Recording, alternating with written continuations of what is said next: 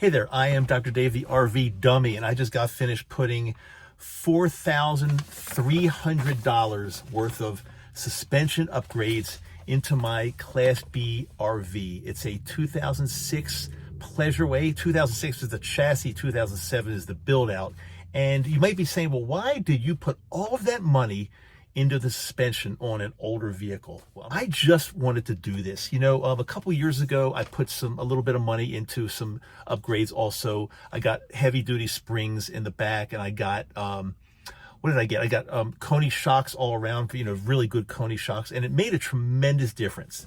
So, you know, you might be saying, well, why did you put more money into this thing? Well, the reason is, I don't know, maybe I'm searching for something that's not possible, but maybe it is possible. And I just wanted to drive like the best it possibly can. I wanted to handle and drive the best possible. And it's not like you could go into a shop and say, let's try this out, and if I don't like it, take it all apart and I'm not going to pay you. No, you have to do your research. You have to take a chance. And I took my chance here with $4,347.94. What did I get for that? I got, I got a front and rear sway bar that's by Super Steer. That's a company out in Oregon. They're a great company for RVs. My local company here, which was Alignment Specialist, ordered it. They took care of everything. So front and rear sway bars. I got, I was going to get Sumo Springs in the front. However, my guy here told me, don't do Sumo Springs, do something, let's see, it's called, Timbren springs, and he said they're just as good, if not better. He said they've had a lot of success with that. So I just put my trust in him. I said, okay, let's do it. The price point was right about the same. I said, let's do that. And they also put in a rear track bar kit, which he says does make a big difference because it ties the rear axle to the frame. And he said, again, they've done a lot of these, and he said that whenever they've done them, the reports have been really, really good from customers, from RV drivers that have gotten this. So I went ahead, I had this done yesterday.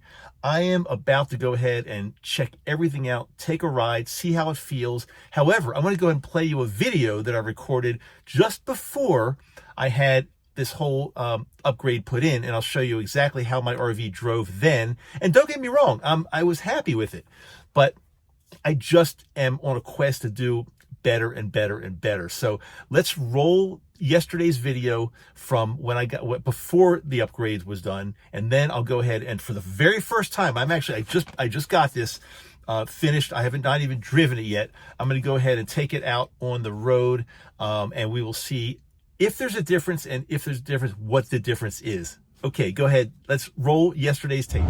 Okay, so let's start first. I'm on the open highway right now. Going 60 to 65 miles an hour. Very comfortable.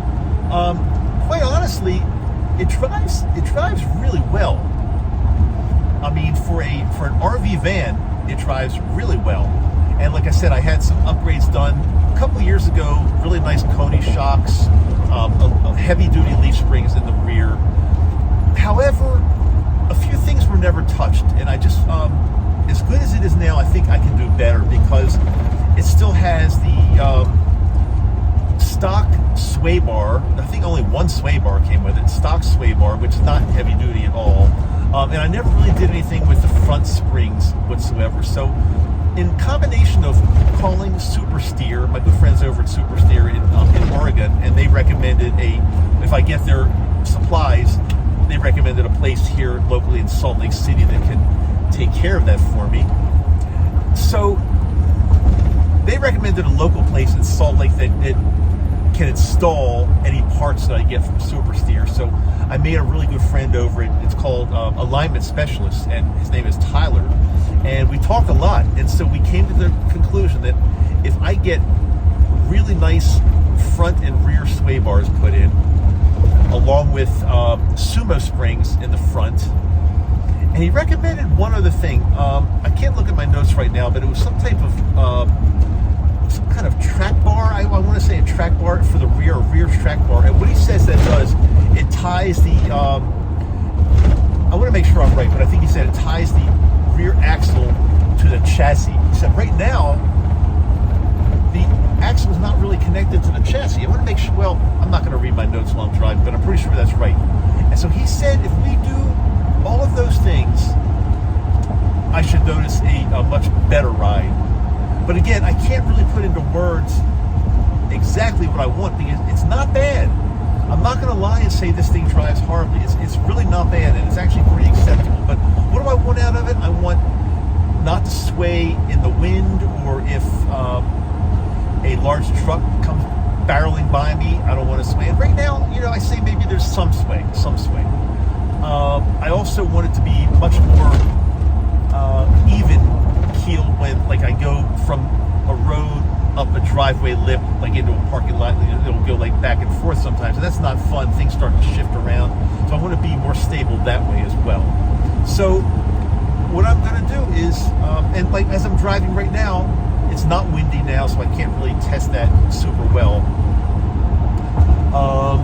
And there are no big trucks coming by me, so I just have to go by memory also and feel. So, it drives well, but what I'm doing is taking it in first thing tomorrow morning, and they're going to go ahead and do these upgrades for me. And then I'll do a comparison. We'll see. I'm trying to get the same type of weather, the same type of roads. We'll do a comparison, and we'll see if my money that I'm putting into this went to a good cause or whether it was a waste. And I'm willing to take that chance only because sometimes if you say nothing ventured, nothing gained. If you don't really know what it's going to feel like, if you don't take a chance on it, you'll never know. Now, I do realize that there's a possibility that it will be a minimal difference. But after talking to Super Steer and alignment specialists here in Salt Lake City, they both seem to feel that I'm going to notice a difference. So I'm willing to take that shot. So there's no need for me to keep driving along today and chat with you because, again, the drive right now is pretty good. It's not bad, although I'm going to be very honest tomorrow and tell you whether I think there's a big improvement or not. So let's take a little break. Be back with me tomorrow, which will be right now. I'll keep it on the same video, of course. And we'll take a look and see. Thanks for being with me. Okay, so here I am on the open highway right now. I'm getting onto a ramp, so I can't really go that fast yet. However, the first thing I noticed, actually, and I'm trying to be really honest about this, and I'm not trying to like slant, and it feels much better because I want to be honest with you guys and with myself. If I blew the $4,300, like, so be it. But I want to be honest about this. And also, I want to make sure that I forgot one thing I forgot to say at the beginning was that $4,300 included an alignment. Once they finished everything, they did an alignment, and they did say it was tracking off a little bit. It had been tracking off a little bit, so I think that's going to help also. The first thing I notice is that it feels like the steering is tighter, more responsive. Now, I didn't get anything really done to the steering itself, but the guy did tell me that it could make a difference in the way the whole thing feels. So I'm feeling definitely tighter, more responsive steering.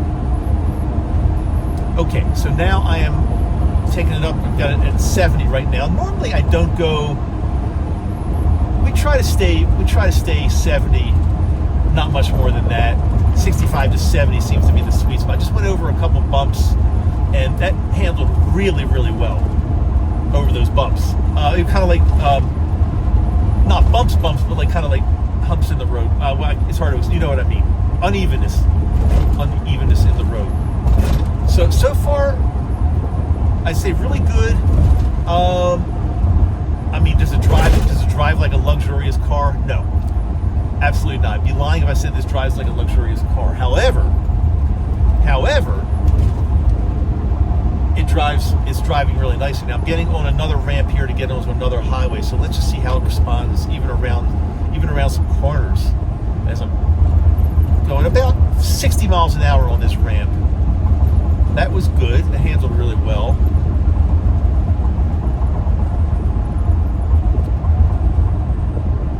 And again, so much of this is subjective because I can't go back to the way it was and say, let me try it again. Now that I'm driving this with the upgrade, let me go back to see what it was like, because you can't do that, obviously. So I'm going by memory, and I'm trying to be as objective as absolutely possible. Again, I want this to be an honest review.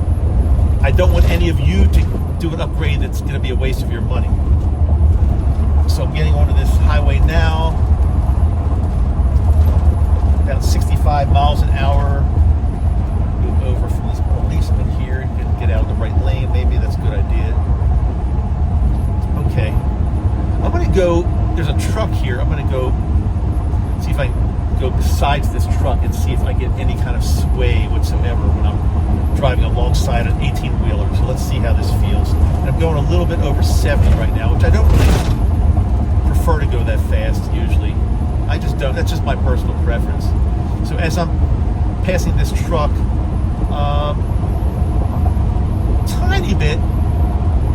tiny bit of sway blew, feels like it blew me over a little bit, not much. Is it better than it used to be? I'm not positive. I'm just not 100% sure. I'm getting boxed in here. I can't get someone to be going a little slower now, which is probably okay. It's probably a good test to go slower. Actually, let me try to get around this guy. You gotta respect the trucks, but sometimes they just jerk you around a little bit. Okay, passing another truck now, going about 73 miles an hour. Didn't feel anything there, although that was more of a flatbed type truck. So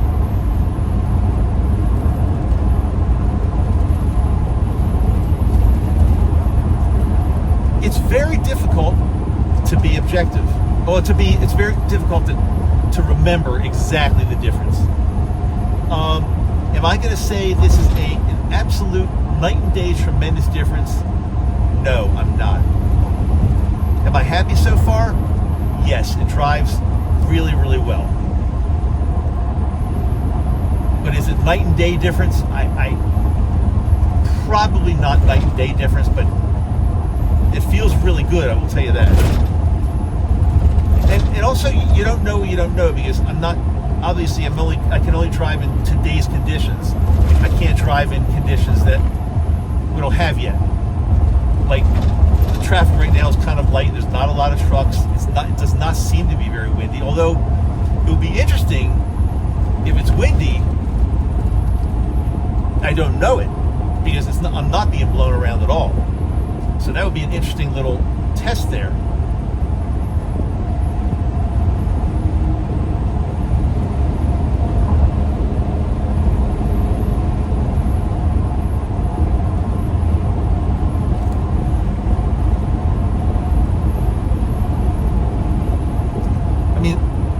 Definitely like the way this drives. Going about 70 right now. And normally, like I said, we don't go 70. Normally, I'd say my normal highway speed is probably 65, but I want to crank it up to 70 just to see, what it felt like. So I'm going to give this a very good grade on the highway. Very, very good. It's very difficult to say how much better it is than it used to be. It's just difficult for me to say. I'm going to be 100% transparent with you there. But the next test is, let's go ahead and take it on some surface roads and see what they're like. More like city type, not city, but like regular non-highway type roads that are going to have more bumps. Let's see what that feels like. Again, driving really smoothly. Roads obviously a little bumpier than an interstate highway would be, but but relatively speaking, it's a fairly smooth road.